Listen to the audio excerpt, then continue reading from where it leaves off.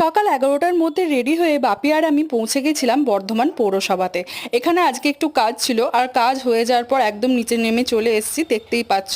আর এরপর বাড়ি ফিরে আজকে অনেক রকম নিরামিষ পদ রান্না হয়েছিল, কারণ আজকে ছিল আমার বাপির জন্মদিন। তো সেই উপলক্ষে দেখতেই পাচ্ছ এখানে চাটনি করেছে, ফুলকপির তরকারি করেছে, তিলের বড়া, নিরামিষ ডাল, সমস্ত কিছু ভালো করে করেছে।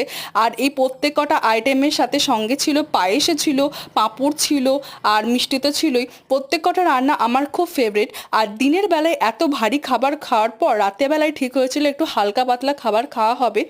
তার জন্য এখানে দেখতেই পাচ্ছ একটা অনেক বড় সাইজের কুমড়ো আছে, হতো একটু কুমড়োর তরকারি, তার জন্য মাকে দিয়ে দিলাম কুমড়োটা। আর মা ভালো করে কুমড়োটা ভালো করে ছাড়িয়ে নেবে। আর এর সাথে হতো কিছু পরোটা, তো তার জন্য এখানে দেখতেই পাচ্ছ আমি লেচিটা বানিয়ে রেখে দিয়েছি। আর এরপর ঝটাপট করে এগুলো কেটে করে ফেলবো। এরকম মিনি ব্লগ দেখতে হলে চ্যানেলটা সাবস্ক্রাইব করো। এখনকার মতো বাই।